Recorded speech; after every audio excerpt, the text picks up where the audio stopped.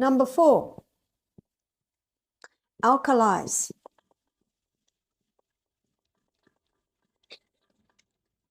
Cancer and fungus love an acid environment. So it makes sense to alkalize the body. I have a book in my library called Cancer is a Fungus, and it's by an Italian oncologist named Dr. Tullio Simoncini. Now, this oncologist's been having 90% success rate, and what he does, he injects the cancer with sodium bicarbonate. So sodium bicarbonate's the ultimate alkalizer. In fact, in the lining of your stomach, there's sodium bicarb in case any stomach acid gets through, and your pancreas releases sodium bicarb to neutralize the acid coming out of the stomach. Did you know that? And in agriculture, they will spray fungus on plants with sodium bicarb. And our grandmothers cleaned up moldy bathrooms with sodium bicarb. So some people say, well, should I drink sodium bicarb? No, all that'll do is neutralize your stomach acid. And there's one place, and one place only, where in your body that should be acid. Students, stomach. It's only in an acid environment, as you'll find out on Friday night when we go on the journey, going through the gastrointestinal tract. Now, the only time I would suggest taking sodium bicarb would be if someone had stomach cancer, and then they could take it just before bed. You see, your hydrochloric acid is produced when you think, smell, taste food. Basically, the brain says, it's coming, come on guys, produce the hydrochloric acid. So when you wake up in the morning, it's not there and it's not active. It only comes when the brain says it's time, because it's got food messages from your eyes, from your nose, from your when you sit down to eat a meal. So when I sat down at lunchtime to a lovely plate of beans and chickpeas and cucumbers and avocados, my brain, without me even conscious of it, was already giving messages to my mouth and stomach to start producing the things. You see, your eyes and your smell are all giving messages into your brain. The brain's an amazing thing, headquarters. So what I'm talking about is alkalizing the tissues, basically where your cells function. And one of the most alkalizing substances you can take in is the lemon. You might say, no, lemon's acid. It's acid where it should be. That's its great digestive aid. Put it on your fruit salad, put it on your green salad.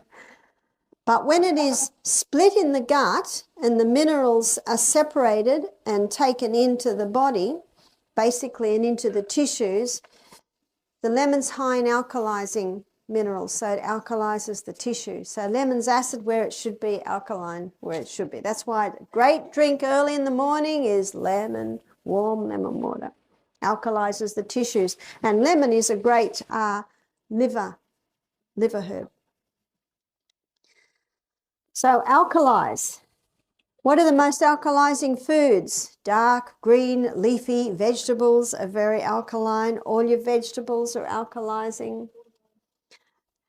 And watermelon, well, if you've got cancer, or yes, we don't want watermelon. Again, fruits can be alkalizing, but if you've got cancer, you've got that balance. They're alkalizing, but they're actually feeding, the sugars feeding the yeast, which actually gives off acid. So there's that whole balancer. When someone comes to our retreat wanting help to conquer cancer, we blend up wild greens with water and strain it, and they drink 1 litre of that a day. So green drinks. Green drinks alkalize from the inside.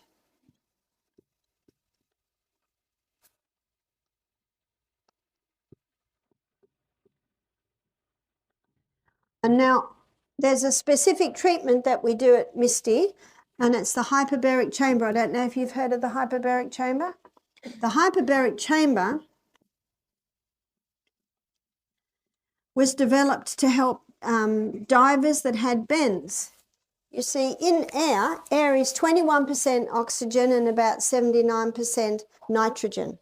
So when the diver goes down under pressure and comes up too quickly, nitrogen goes into little gases in the joints, and that's the bends. You've probably heard of the bends.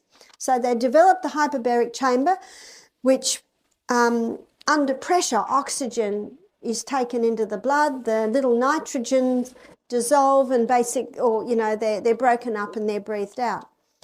Cancer cannot live in the presence of oxygen, so going into a hyperbaric chamber increases the oxygen content. And when you got more oxygen, can you see that your cells are going to go down to here? And look, 18 times more energy the human body will experience when the cell can get down to what's called the mitochondria, the Krebs cycle. Henry's law states that under pressure, more gas goes into a liquid. So in the hyperbaric chamber, the gas is oxygen and the liquid is blood. So they're looking at hyperbaric chambers now in cancer treatment. Also, some hospitals have whole rooms that are hyperbaric chamber. We've just got like a tent that, you close it up and you pump it up and it's like a little pressurized tent. People come out and they've got lots of energy because they've got lots of energy and the cells get down to there. So that can be part of the treatment. And also we do sodium bicarbonate wraps. Dr. Tullio Simoncini injects it into the cancer. Well, we're not going to inject it into the cancer, but we do wraps.